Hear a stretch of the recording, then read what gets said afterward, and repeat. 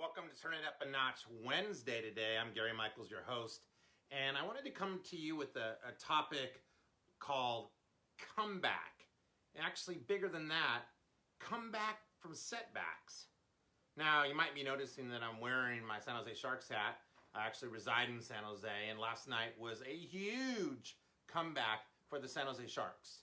And not only did they come back from a 3-1 deficit, if anybody follows NHL hockey, but they came back in the third period, when they were down 3-0 and actually came back to take the lead with 10 minutes to go, 4-3, and actually ended up winning the game in the end.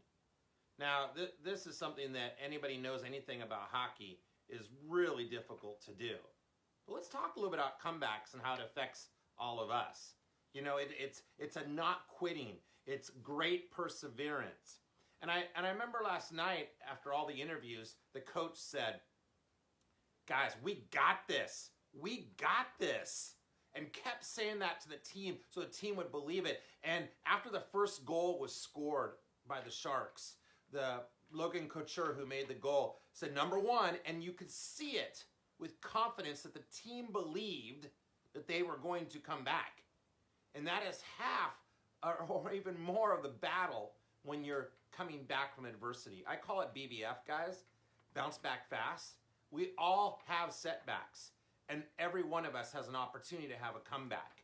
You know, these setbacks cause us to have fear, and they cause us to have doubt and hopelessness, and they drain us, and they're taxing. But what we want to do is we want to actually build momentum towards the next thing that we want in our life. Momentum is so powerful, and it all starts with self-talk. I want to give you just a few pointers because it's fresh on my mind right now of how do we come back as human beings. One is tune into your self-talk. Tune into your thoughts. You know, this isn't the end of the world. You know, what if you change it to, I'm going to have many more opportunities. Keep doing what you're doing and look at the bright side of things and the glass half full rather than half empty. Have a sense of humor about it. Guys, when you're going through some tough times, purposely set aside time to listen to humor, listen to podcasts, read things, and have some levity about these things. You know, what happens is when you really laugh and when you can realize what's happening, endorphins start to come out, and that brings energy to you. Third is get out there and have some physical activity. Of course, these sports teams, the best things they can do is get out of their mind and just put even more effort into activity, but we need to do the same thing. We need to, when we're going through these times, to get out, take a walk, take a run, go to the gym, and get ourselves going.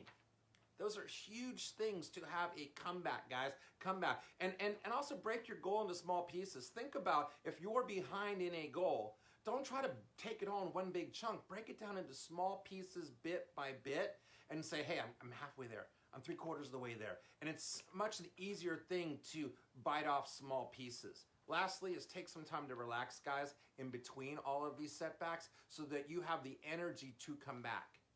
So all of you that are watching from around the world, you probably have a comeback of your own. I'm thinking about the Music City Miracle in Nashville. I'm thinking of many other times where people have made comebacks. But last night was really something, even if you're not a hockey fan, to dig in and see what those Sharks did to come back with less than a half period to go and come back and win. The Knights are a great team, and they even had a comeback. With less than a minute to go, those Knights scored a goal to tie it up. Let me tell you, comebacks are huge, but it starts here and being prepared for them. That's your Turn It Up a Notch Wednesday.